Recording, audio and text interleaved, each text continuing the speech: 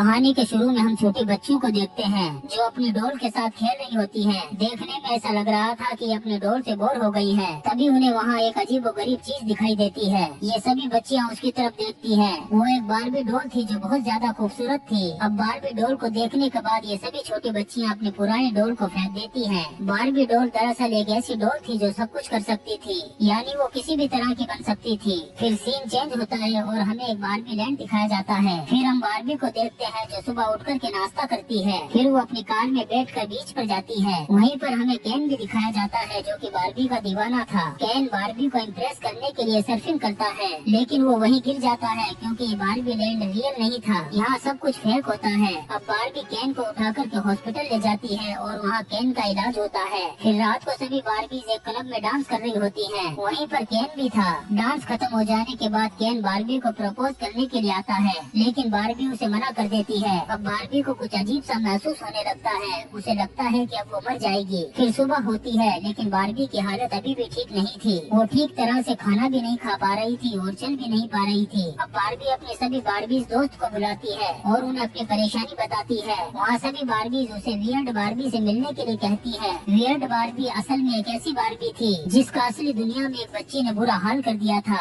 उस बच्ची ने उस बारबी डॉल के बाल काट दिए थे और पैर भी मोड़ दिए थे। यहाँ हमें ये पता चलता है कि रियल दुनिया में कोई भी बच्ची बारबी डॉल के साथ कुछ बुरा करती है तो उसका असर यहाँ बारबी लैंड में मौजूद बारबी पर भी होता है। अब बारबी वियर्ड बारबी के पास जाती है और उसे बताती है कि मेरे साथ कुछ अजीब सा हो रहा है और मुझे मरने के ख्याल आते हैं। तब वियर्ड बारबी उसे कहती है कि रियल दुनिया में कोई तुम्हारे साथ खेल रहा है जिसकी वजह से तुम्हारे साथ ये सब कुछ हो रहा है, और अगर तुम्हें अपनी परेशानी को दूर करना है तो तुम्हें रियल दुनिया में जाना होगा। और रियल दुनिया में जाने के लिए बारबी लैंड के दूसरी तरफ एक पोर्टल है, वहाँ से असली दुनिया में जाया जा सकता है। वियर्ड बारबी उसे कहती है कि वहाँ जाकर के तुम्हें उस लड़की को ढूंढना होगा जो तुम्हें परेशान कर रही है, क्योंकि वो असली दुनिया की लड़की जो भी महसूस करती है वही चीज तुम्हारे साथ भी होती है। लेकिन बारबी उस दुनिया में जाना नहीं चाहती है। वियर्ड बारबी उसे कहती है कि तुम्हें वहाँ जाना ही होगा, नहीं तो तुम भी मेरी तरह पागल हो जाओगी। वियर्ड बारबी उसे कहती है कि असली दुनिया में जाकर तुम्हें उसे ढूंढना है तो उसे महसूस करना होगा। फिर बारबी रियल दुनिया में जाने के लिए तैयार हो जाती है और जब वो असली दुनिया में जाने के लिए रवाना होती है तो केन भी उसके पीछे आ जाता है। बारबी केन को साथ आने के लिए मना करती है, लेकिन केन कहता है कि रियल दुनिया में उसे मदद की जरूरत पड़ सकती है। फिर बारबी उसकी बात मान लेती है। तब वो दोनों असली दुनिया की तरफ रवाना हो जाते हैं और फिर वो असली दुनिया के समुद्री बीच पर पहुंच जाते हैं। अब इन्होंने कुछ अजीब तरह के कपड़े पहन रखे थे तो वहाँ मौजूद लोग इनको देख करके हंसने लगते हैं। तभी एक आदमी वहाँ बारबी को छेड़ता है और कहता है कि चलती है क्या 9 से 12। तब बारबी उसकी पिटाई करके उसकी 12 बजा देती है और इस वजह से पुलिस दोनों को पकड़ करके जेल में डाल देती है। फिर जब जेल से उन्हें छोड़ दिया जाता है तो वो एक जगह जाकर के बैठ जाते हैं। तब बारबी केन को कहती है कि तुम कहीं घूम कर के आ जाओ। फिर केन असली दुनिया में घूमने के लिए निकलता है और वहाँ रियल आदमियों को देखता है, जिसे देख करके वो बहुत खुश हो जाता है। दूसरी तरफ बारबी को महसूस होता है कि एक छोटी लड़की थी और वो अपनी माँ के साथ बारबी डॉल से खेला करती थी, लेकिन बड़ी हो जाने के बाद वो लड़की अपनी माँ से हमेशा नाराज रहने लगी थी क्योंकि उसकी माँ ने उसकी बारबी डॉल को फेंक दिया था। फिर वो रियल लड़की एक दिन स्कूल जाती है। इस चीज को बारबी भी महसूस करती है। फिर वहाँ बारबी को एक बूढ़ी औरत मिलती है। तब बारबी उसे कहती है कि तुम बहुत खूबसूरत हो। तो वो बूढ़ी औरत उसे देख करके हंसती है।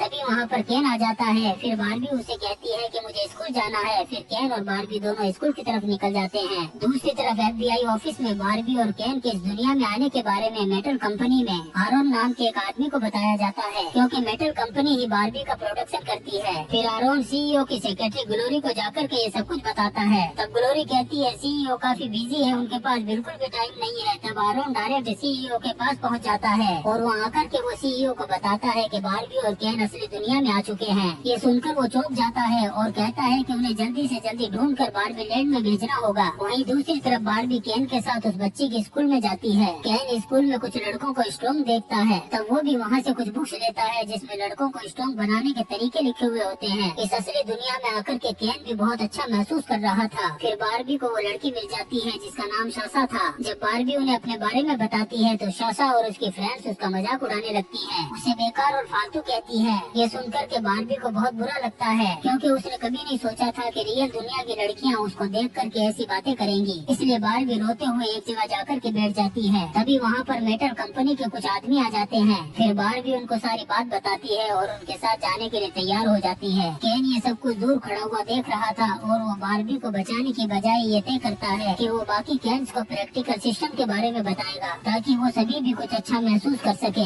मेटल कंपनी के लोग जब बारबी को लेकर जा रहे होते हैं तभी ग्लोरी अपनी बेटी को स्कूल से पिकअप करने के लिए आई होती है। उसकी बेटी और कोई नहीं बल्कि सासा थी। सासा जब बारबी के बारे में ग्लोरी को बताती है तो ग्लोरी तेजी से कार का पीछा करना शुरू कर देती है। ग्लोरी को स्कीपर वाली बात पता थी, इसलिए वो जल्दी से जल्दी बारबी को पकड़ने की कोशिश करती है। और इधर मेटल कंपनी के लोग बारबी को सीईओ के सामने लेकर के आ जाते हैं। सीईओ उसे वापस बारबी लैंड जाने के लिए कहता है और उसे कैन का एक वीडियो क्लिप दिखाता है और कहता है कि कैन तो बारबी लैंड के लिए रवाना हो गया है। जब बारबी ये देखती है कि मेटल कंपनी के अंदर कोई भी लड़की नहीं है बल्कि सिर्फ लड़के ही लड़के थे, ये देख करके बारबी को कुछ अजीब सा महसूस हो रहा था। जब मेटल कंपनी के एम्प्लॉइज बारबी को एक बॉक्स में रखने वाले होते हैं तभी बारबी वॉशरूम का बहाना करती है और वहाँ से भागने लगती है। मेटल कंपनी के एम्प्लॉइज और उसका सीईओ भी उसे पकड़ने के लिए उसके पीछे भागता है। बारबी भागते भागते एक रूम में पहुँच जाती है। उस रूम में एक लेडी बैठी होती है जो फॉर्मर सीईओ थी। वो बारबी को अपने पास बैठाकर उसे कंफर्टेबल फील करवाती है। वो बारबी को कुछ खाने के लिए देती है लेकिन बारबी कुछ खा नहीं पाती क्योंकि वो एक डॉल थी और यहाँ सब कुछ रियल था। तभी वहाँ पर किसी के आने की आवाज सुनाई देती है। तब वो लेडी बारबी को सीक्रेट रास्ते से जाने के लिए कहती है। बारबी उस बिल्डिंग से बाहर आ जाती है और वो डायरेक्टर भी उसके पीछे आ जाते हैं। वो लोग बारबी को पकड़ते इससे पहले ही ग्लोरी और सासा वहाँ पहुँच जाती है और वो कार में बैठा करके बारबी को अपने साथ ले जाते हैं। कार में बैठने के बाद पता चल जाता है कि वो लड़की असल में सासा नहीं बल्कि ग्लोरी थी। ग्लोरी सासा के साथ बारबी का खेल खेला करती थी लेकिन सासा जब बड़ी हो गई थी तो उसने खेलना बंद कर दिया था, लेकिन वो याद के तौर पर बारबी की डॉल अपने साथ रखा करती थी। फिर ग्लोरी अपसेट हो जाती है और बेकार ड्राइंग बनाती है और इसका असर बारबी पर हो रहा था। इसी बीच मेटल कंपनी के सभी लोग बारबी को पकड़ने के लिए ग्लोरी की कार के पीछे लगे हुए थे। उनसे बचने के लिए बारबी ग्लोरी और सासा को आइडिया देती है कि वो सभी बारबी लैंड में जा सकते हैं और वो तीनों बारबी की कार से बारबी लैंड के लिए रवाना हो जाते हैं और रास्ते में बहुत एंजॉय करते हुए जाते हैं। सासा अपनी मॉम को इतना खुश देख करके शॉक हो जाती है क्योंकि उसने इससे पहले अपनी मॉम को इतना खुश कभी नहीं देखा था और वो बहुत जल्दी बारबी लैंड में पहुंच जाते हैं। बारबी उन्हें बारबी लैंड के बारे में बताती है लेकिन वो बारबी लैंड को देख करके चौंक जाती है क्योंकि बारबी लैंड में पहले जैसा कुछ नहीं था, सब कुछ बदल गया था। बिल्कुल केन के वर्ल्ड जैसा दिख रहा था, सब कुछ चेंज हो गया था क्योंकि यहाँ केन ने बाकी कैंस को रियल वर्ल्ड की सारी चीजें सिखा दी थी और सबको स्ट्रॉन्ग बनाने के लिए मोटिवेट कर दिया था। बारबी ये सब करने की वजह पूछती है। उन्होंने उसका नाम भी बारबी ड्रीम हाउस से बदल करके मोजू डोजो काजा हाउस रख दिया था। केन की इन हरकतों का असर असल दुनिया में भी पड़ रहा था। सभी बच्चे केन के नाम के टी शर्ट और टॉवल्स खरीद रहे थे। मेटल कंपनी के सीईओ को इस बात का पता चल जाता है और फिर वो सभी भी रोलर स्केट के जरिए से बारबी लैंड की तरफ जाने लगते हैं। यहाँ केन बारबी से कहता है कि अब से ये कैंडम होगा क्योंकि रियल वर्ल्ड में लोग इसकी बहुत रिस्पेक्ट कर रहे थे जो बारबी की किसी ने नहीं की। अब वो बारबी के सारे कपड़ों को भी फेंकना शुरू कर देता है और ग्लोरी और सासा कुछ नहीं कर पाते और सिर्फ देखते रहते हैं। लेकिन ग्लोरी समझ गई थी कि केन प्रैक्टिकल सिस्टम को फॉलो कर रहा है और वो बहुत जल्द बारबी लैंड के कॉन्स्टिट्यूशन को हैंडल करने लगेगा। केन ने बारबी लैंड के सभी बारबीज को ऐसा मजबूर कर दिया था कि वो सभी उसकी गुलामी करने लगी थी। लेकिन ताज्जुब की बात तो ये थी कि बारबीज को ये सब कुछ पसंद आ रहा था। उन्हें ये बिल्कुल भी पता नहीं था कि वो केन की गुलामी कर रहे हैं। ये देख करके बारबी रोने लगती है और वो इसका जिम्मेदार ग्लोरी को ठहराती है क्योंकि उसके अपसेट होने की वजह से सब कुछ चेंज हो गया था। ग्लोरी उसे समझाने की कोशिश करती है कि जिंदगी में चेंजिंग होते रहते हैं, इसलिए उन सबको एक्सेप्ट करना पड़ता है। तभी बारबी रोते हुए नीचे गिरती है और पेट के बल लेट जाती है। अब सासा और ग्लोरी अपनी असली दुनिया में वापस जाने लगते हैं और अब बारबी वर्ल्ड की सारी बारबीज रोते हुए दिख रही थी और दुखी लग रही थी, जिसकी वजह से छोटी बच्चियां भी उनके साथ अब खेलना पसंद नहीं कर रही थी। फिर जब सासा और ग्लोरी कार में बैठ करके अपनी असली दुनिया में जा रहे थे तभी सासा धीरे धीरे बारबी का गाना गुनगुनाना शुरू कर देती है जो रेडियो में बज रहा था। तभी अचानक से रेडियो में केन के गाने शुरू हो जाते हैं। ये देख करके वो अपसेट होने लगते हैं कि तभी देखते हैं कि कार में एलन छुपा हुआ था, जिसे देख करके वो चौंक जाते हैं और गाड़ी पलट जाती है। लेकिन उन्हें कुछ भी नहीं होता है क्योंकि ये डॉल की दुनिया थी। एलन असल में केन नहीं था बल्कि एक साइड कैरेक्टर था।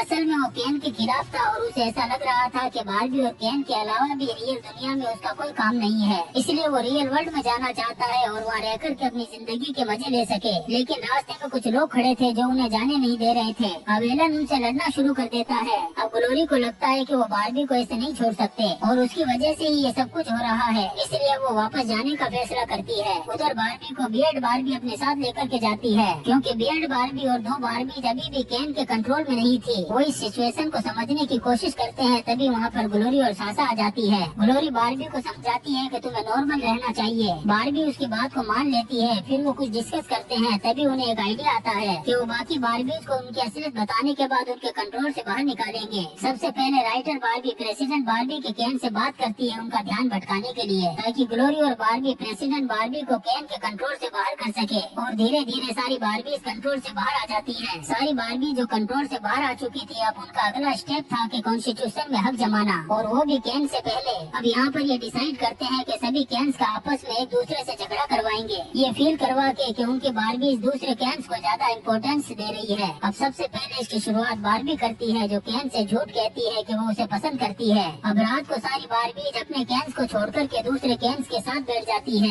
ये देख कर के कैंस को बहुत बुरा लगता है। फिर अगले दिन वो सभी कैंस आपस में लड़ना शुरू कर देते हैं। लड़ते वक्त अचानक से कैंस को याद आता है कि कॉन्स्टिट्यूशन में उन्हें अपना हक जमाना था, लेकिन तब तक बहुत देर हो चुकी थी और उन्होंने अपना हक जमा लिया था और वापस से उसको ड्रीम हाउस बना दिया था। कैन जब वापस आता है तो ये सब कुछ देख करके वो चौंक जाता है। रियल कैन बार्बी से झगड़ा करते हुए अंदर जाता है और फिर रोने लग जाता है। बार्बी उसे समझाने की कोशिश करती है कि वो बार्बी का कैन नहीं बल्कि वो सिर्फ कैन है। अब कैन को सब कुछ समझ में आ जाता है और वो बार्बी से माफी मांगता है और सारे कैंस भी अब माफी मांगते हैं। बार्बी भी उन सब से सॉरी बोलती है और अब सब कुछ ठीक हो जाता है। सभी बार्बी अपने कैंस को गले लगाती है, तभी वहाँ पर सीईओ और उसके डायरेक्टर पहुँच जाते हैं। सारी बातें सुनने के बाद वो ये फैसला करते हैं कि अब बार्बी रियल रहेगी, लेकिन ग्लोरी कहती है कि हमें बार्बी से पूछना चाहिए वो कैसे रहना चाहती है। तभी बार्बी कहती है कि उसे लगता है कि इसका कोई एंड नहीं है। तभी वहाँ पर वो लेडी भी आ जाती है जो सबसे पहले बार्बी का कॉन्सेप्ट लेकर के आई थी। सभी उसे देख करके शॉक हो जाते हैं और फिर वो बार्बी को एक ऐसी जगह पर लेकर के जाती है जहाँ पर कोई नहीं रहता। फिर वो बार्बी को आंखें बंद करने का बोलती है। तब बार्बी को एक विजन दिखाई देता है और उसे एक लेडी की आवाज सुनाई देती है। उसमें वो उसे कहती है कि वो नॉर्मल इंसान की तरह रह सकती है और माँ भी बन सकती है, लेकिन अब बार्बी नॉर्मल बार्बी की तरह महसूस नहीं कर रही थी। फिर बार्बी अपना नाम बारबरा रख लेती है। फिर वो ग्लोरी उसके हस्बैंड और सासा के साथ एक डॉक्टर के पास में जाती है ताकि वो अपनी जिंदगी को जी सके।